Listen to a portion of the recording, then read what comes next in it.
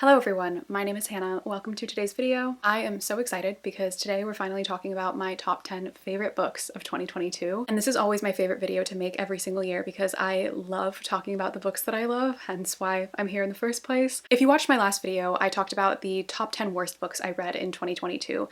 And I mentioned that I read 87 books this year, which was like a really decent number for me. I haven't read that much in quite a while. So while I read several books that I genuinely just could not stand, I also read so many books that I adored. Some of the best books I've ever read in my entire life, and it was really hard for me to narrow down this list to just a top 10 because I wanted to talk about so many more, but I did manage to get it down to only 10. So in my previous video, I did a couple of honorable mentions, but I'm not going to do that this time around only because there are like 5 to 10 more books that I could include on my honorable mentions list, all of which I really loved. So if you want to know some more of the books that I really loved this year, you can go ahead and watch my Every Book I Read in 2022 video where I talk about and like rate every single book I read if you want to know what other ones I really loved. But these books are my like creme de la creme, the absolute best, the ones that have just stuck with me for one reason or another, and the books that have made it onto my list of all-time favorites. So yeah, without any further ado, let's talk about the top 10 best books I read in 2022. First up on the list, we have what I think is actually the first book I read in 2022, and that is none other than Yona of the Dawn. This manga series changed my life, truly. This is the series that got me into reading manga. I watched the anime adaptation at the beginning of 2022, and it really jump-started my reading for the year because I was so invested in the show.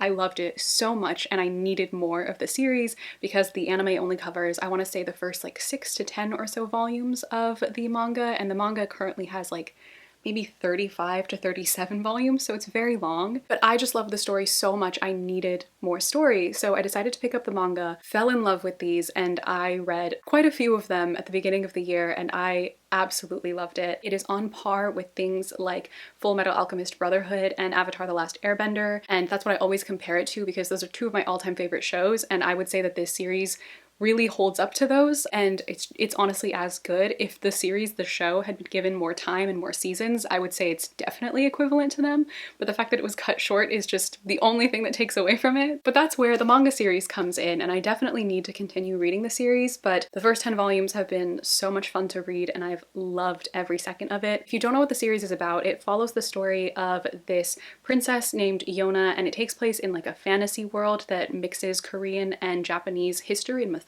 And we follow our main character Yona, who is a princess of a kingdom, and then she has to flee that kingdom with her bodyguard because of something that happens. And then it's kind of like her on the run with her bodyguard as they meet some other people along the way and have to go on like a quest. I'm trying to be vague because I don't want to spoil anything, but truly, if you like any of the things I compared it to, I highly recommend you try reading this series because it's so much fun. If you're not into manga and you want to get into manga, I think this is a great place to start as well. So yeah, this had to be on my list because I just loved the series. I still believe that we deserve a season 2 and several more seasons of the TV show, but I will be continuing to read these into the new year, and I just can't wait to see where the story goes. Coming in at number 9 on my list is actually a graphic novel, so somewhat similar to Yona, but this is a series that I read for the first time this year, and I can't believe it took me this long to read it, but I'm so happy I did because I loved it. And that is, of course, Heartstopper by Alice Oseman. What is there to say about Heartstopper? I really didn't think I was going to like this that much. That's the thing. I thought I would just find it like kind of cute and okay, but I really loved it. It stuck with me. I think it's such a beautiful story. More than that, I think it's also an important story, and it's one that I'm really glad that kids and like young people get to experience because I think I would have deeply appreciated a queer love story like this when I was in high school or middle school. I loved the adaptation as well. That's why I read this in the first place, because I wanted to be able to watch the show having known the story, and so I read this first and then watched the show, and I was just blown away by how much it actually impacted me, how much of it I was able to relate to. And I should have known because I've read other work by Alice Oseman before, like Radio Silence is one of my favorite YA contemporary novels of all time. I think that book is exceptional, and I've read other ones by them that I didn't really love as much either, so some of their work is like hit or miss for me, but this one was definitely a hit, and I'm just so glad that I finally read the whole series and that we get to experience the show as well, and that hopefully it continues to get renewed for like the full story so we can see the full story play out on screen as well. There are books that I feel like I read this year that I objectively think are probably better books, but this is one that just personally really stuck with me, hence why it had to be on my list of favorites. Okay, next on my list we have a collection of poetry which I fell in love with this year, and that is Let Us Believe in the Beginning of the Cold Season by Forough Farrokhzad. Forough Farrokhzad was a Persian poet. She was around in, I want to say, like the 50s and 60s. She tragically died at a very young age in 1967, but she was a very influential poet, a very progressive poet for her time. She wrote about a lot of very feminist themes in a time where that was very much not the norm, especially for women in Iran, and I just fell in love with this. I picked this up at a bookstore on a whim because I recognized the name and I just could tell that it was Iranian, so I wanted to try reading it, and then I came home, I showed it to my mom, and she told me that she loved her poetry when she was younger and she would read it all the time, and so that made me want to read it even more. So I started reading it, and then I just fell in love with so many of these poems. Like, I don't know how much you can see, you probably can't, but I marked up like a good bit of them because I loved every single one. This is my favorite poetry collection I have ever read, and I would highly recommend it to anybody who's interested in reading poetry, anyone who really loves reading poetry and wants to try reading some more, or anyone who wants to read any translated poetry or any translated work at all. I think this is a pretty good translation as well. I've tried listening to some of the poems in Farsi. Since I can't read in Farsi, it's hard for me to like read them in the actual language, but I can listen to them, and I would say that some of them are actually very good translations. One of the best things I read in the year, obviously, that's why it's on the list. All right, next up on my list I have, I think, what is the only classic on my list of favorites, but this quickly became one of my all-time favorite classics now, potentially my actual like favorite classic. I don't know, I'd have to reread a couple things, but definitely in my top 5, and that is The Picture of Dorian Gray by Oscar Wilde. I loved this book. Utterly in love. This was fantastic. This is what I want from a classic novel. It's the type of book that I definitely feel like warrants discussion. Like, I wish I could sit in a classroom with people and actually like discuss the motifs and tropes and themes that are present in the story and like, you know, analyze it line by line. Like, that's what I want to do with this book. I definitely want to reread it because I need to go through and just like annotate everything. This is also the book that I feel like this year really got me into Gothic horror as a genre. I read so much like Gothic horror, Gothic romance, stuff like that after I read this year, and that has now become truly one of my favorite genres in both literature and in like film and TV shows as well. Like, I watched a lot more horror this year after reading this, and it's just like opened me up to like a new genre that I was not that interested in before, and now like I want all the Gothic horror. I truly loved the analysis of beauty and what that means to us in our culture and society, how we uphold beauty and value it and what that does to us, the detrimental effects that it can have, and just the analysis of the self that's present in this book. Like I said, it's the type of thing I feel like I need to sit down and like go back through line by line and just analyze, because there's just so much to this, and I'm just so glad that I read it this year. Highly recommend. I love The Picture of Dorian Gray. Okay, next up on my list is a book that I think is a complete surprise for me. A book that I genuinely did not think I would like this much, and then even after I read it and I knew that I really liked it, I did not think that it would make it onto my list of favorites, but I was putting this list together and the list just didn't feel complete without the inclusion of this book, and that is shockingly My Dark Vanessa by Kate Elizabeth Russell. I read this book for one of the reading experiment videos I made this year because it's very popular on TikTok, and I knew it was going to be a really difficult book to read because this book is about grooming and a 15-year-old girl who is in a relationship with her 40-something-year-old professor. So yeah, like, that's not an easy book to read. It is in some senses kind of a reimagining of Lolita, except from the girl's perspective instead of the teacher's perspective. I have not read Lolita, so I can't really compare the two, but that's what I understand based on the description of the book and based on an interview I read with the author. So as expected, this was not easy to read, and I would not recommend it to everybody. I definitely wouldn't. It's the type of thing where you have to know what you're getting into. You have to read the content warnings before you decide to read this. I read every content warning. I, generally speaking, knew just about how graphic it was going to be, and I like prepared myself to read this because I knew after reading A Little Life, reading something that is described as like this dark and this heavy was not going to be easy for me, and it definitely wasn't. But this book, is truly one of the best things I've ever read. I did a pretty in-depth review for it in the video where I read this book along with several others, so I'll leave it linked if you want to go and watch that review. But essentially this book takes place in two separate timelines. So we have our main character when she's like 15 years old and she's going to this boarding school and experiencing this grooming situation, and then a second timeline where it's several years later. I believe she's in her like early 30s or late 20s, and she's now fully feeling the effects that this trauma from her childhood had on her, and she's not dealing with it very well. And so we get to see somebody who's experienced this type of pain at two different points in their life, and she's not a likable character, but that's kind of the point. She's somebody who's suffered from something extremely traumatizing, and that has manifested itself into a lot of very self-destructive behaviors. And so that makes her a very complicated character to read about, because half the time you want to scream at her for making terrible decisions, and then the other half of the time you feel so much sorrow and so much empathy for her because you are unfortunately directly witnessing what is happening to her. And it's really painful and really disturbing and disgusting to read about, but it really gets you inside of the head of her character. And to me, I found this book so unbelievably empathetic, and you could tell that the author was writing from a place of true understanding and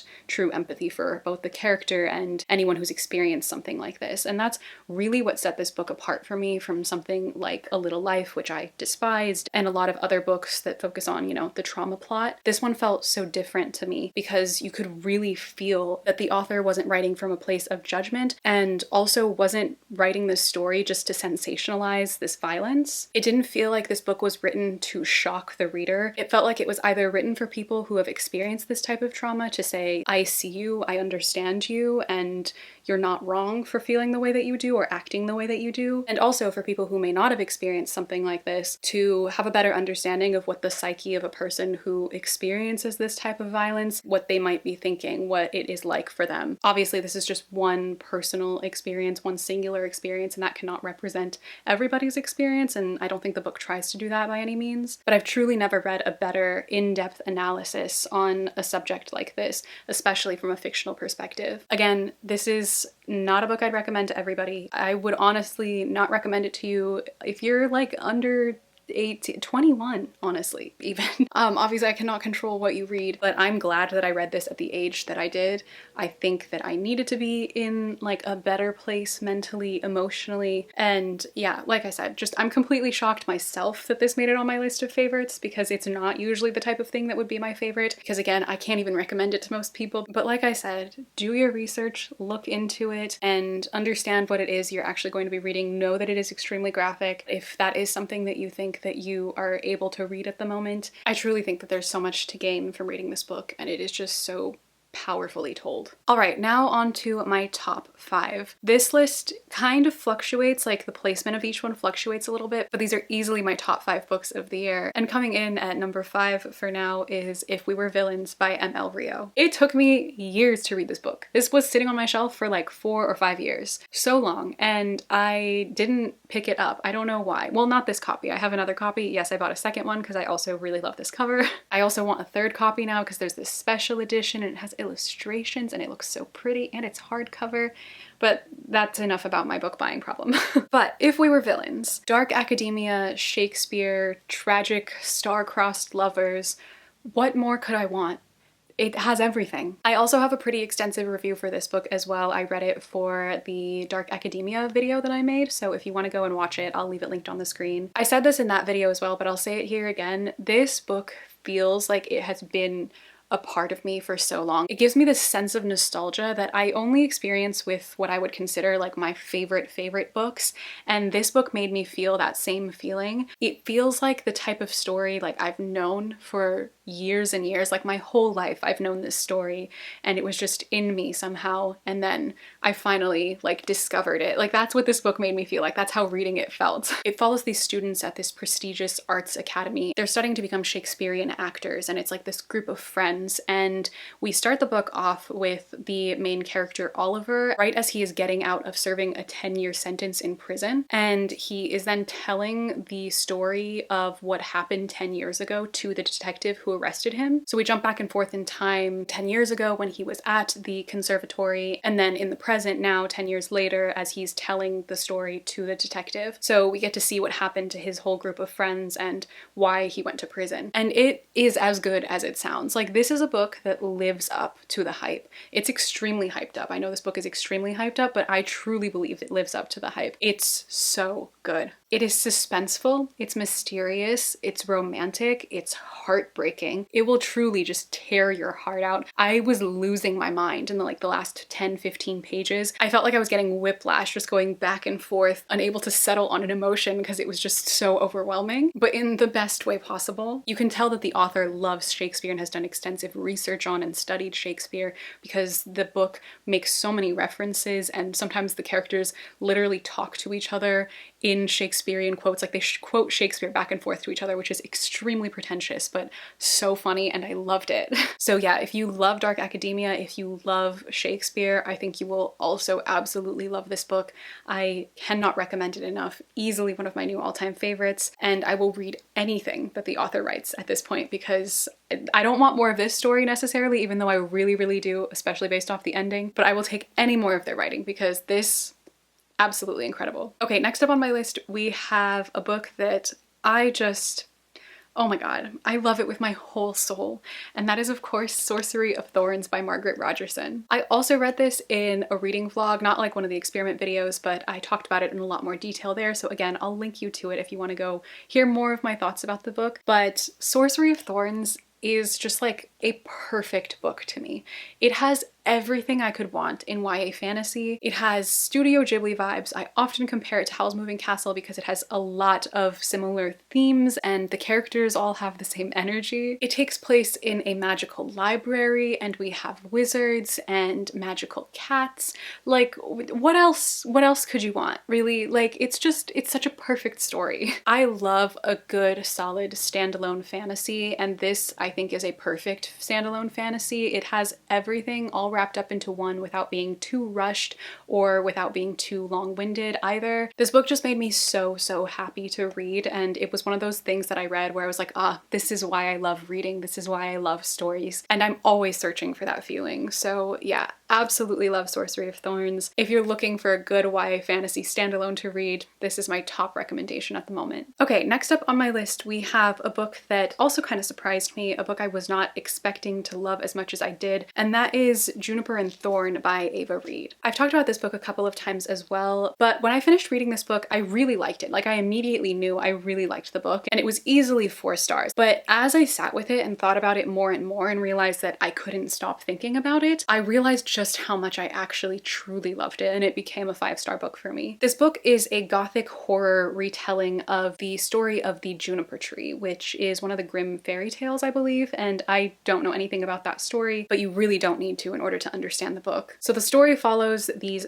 3 sisters who are all witches, and they live with their horrible manipulative father, and it follows the youngest sister, Marlenchen, who has a lot of unresolved bubbling trauma that's just inside of her. It's a very fantastical kind of story, so it's very whimsical at times, but it's also extremely dark and extremely disturbing at the same time. And I loved the balance of those 2 things in this book, and it was also a fascinating lens through which the book discussed themes of trauma and abuse.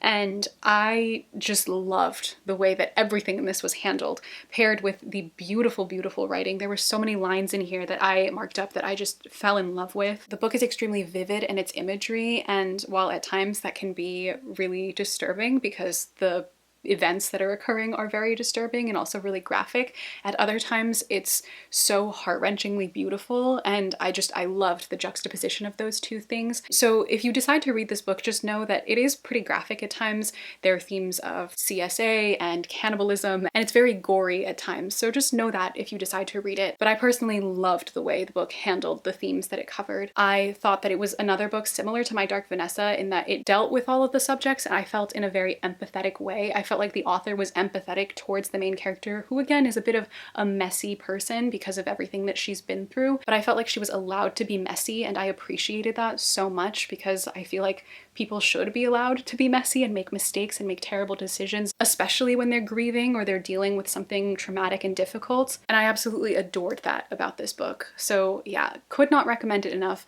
Again, just look up content warnings so you know what you're getting yourself into, but I will be reading everything that Ava Reid writes from here on out because their writing and storytelling abilities are so good, and I'm just so glad that I read this, and it's a book that I feel like is another one that has become kind of part of me. A book that feels, again, kind of nostalgic and special to me. Okay, coming in at number 2 on my list, this was really difficult to decide on because my number 1 and number 2 spots were kind of like flip-flopping for a while, but I think I've finally settled on this. But my second favorite book of the year has to be Parable of the Sower by Octavia E. Butler. Oh my god. Obviously, this book is like a modern classic at this point. I've talked about it a couple times now, but it is essentially, if you don't know, kind of like dystopian, post-apocalyptic fiction set in 2024, and we follow around our main character Lauren, who is, I believe, 15 or 16 years old at the very beginning of the book, in this post-apocalyptic version of America where the world has just kind of imploded. Violence and crime are just at an all-time high, poverty is at an all-time high, corruption is at an all-time high, and the rich are getting richer and the poor are getting poorer. Sounds a lot like, you know, some things that we're dealing with now.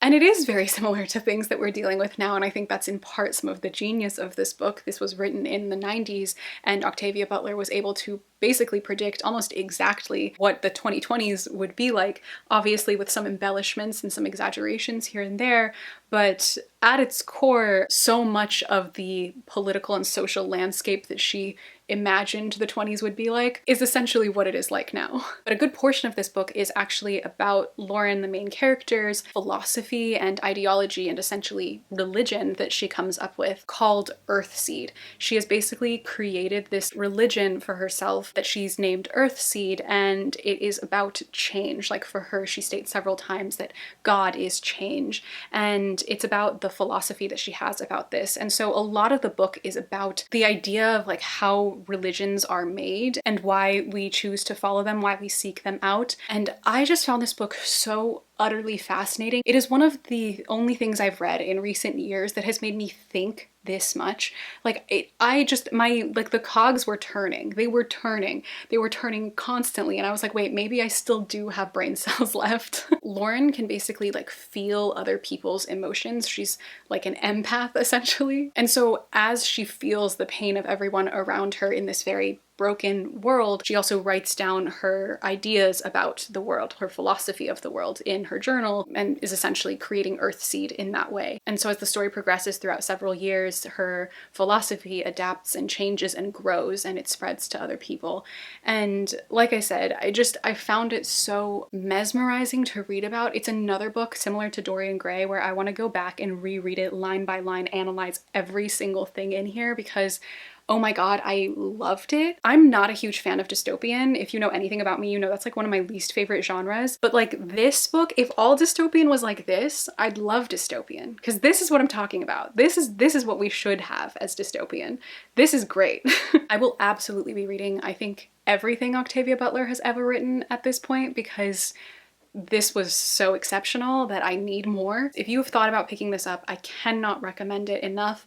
It's truly, like really and truly, one of the best books I've ever read. I will say there's like one relationship in this book that Lauren has with like a much older man, even though she's like a teen, and that part of the book is definitely iffy, but that was like my only kind of complaint about it. But I feel like I'd need to reread it to kind of better understand why that was even in the story. So yeah, just know that if you decide to read the book. But yes, please read Parable of the Sower. Really, truly, an absolutely exceptional book. Okay, and finally we have my favorite book of 2022. I don't think this is going to come as a surprise to anyone because I talked about it for so long in the video that I included it in. I couldn't give it to any other book. I thought about giving it to Parable of the Sower, but this is really the one that's just personally stuck with me the most, and that is of course Babel by R.F. Kuang. You're probably wondering, Hannah, didn't you have a different edition? Yes, I literally have 3 copies of this book now because I have a problem.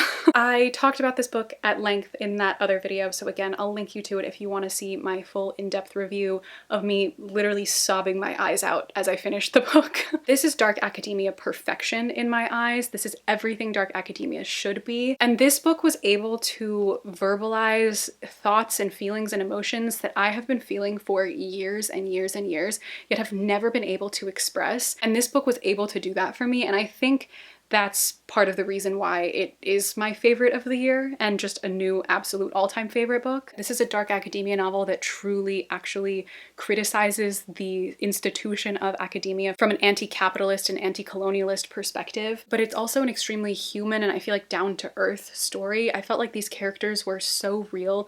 I feel like one of the main criticisms I've seen of this book has been people saying that they felt like the characters felt too caricature-y or they felt too one-dimensional, but personally I didn't feel that at all. I felt like these characters were extremely well fleshed out. I felt like I understood all of them as people. I felt like they all had very different motivations and goals and fears and dreams in life, and they were all very distinctive in their own ways and very real people. They all had flaws, but they also had their good parts as well, and I loved the characters. I thought that was actually one of the best parts of the story personally. But the themes that she explores in here and the critique that she has of academic institutions I thought was brilliantly done. And it was just such an, I don't want to say an enjoyable read because it wasn't really enjoyable. It was extremely overwhelmingly emotional, but ultimately still enjoyable for me because oh my god, it resonated with me so, so deeply. So yes, I can't recommend Babel enough. If you haven't read it already, you must. You absolutely must. Truly my favorite dark academia book of all time. It's gonna be hard to top this in the genre. All right, so there you all have it. That is it for my list of top 10 favorite books of 2022. Let me know in the comments down below if you have read any of the books on my favorites list and if any of them made it onto your list as well, or let me know what your top 10 favorite books were from the year just so I can scroll through and see what I want to read for this next year. If you want to know my list of least favorite books I read in the year, be sure to go check that video out as well. It is up now. If you'd like to follow me on any of my social media, all of my links are in the description box as always. But thank you all so much for watching this video. I hope you enjoyed, and I will see you in my next video. Bye!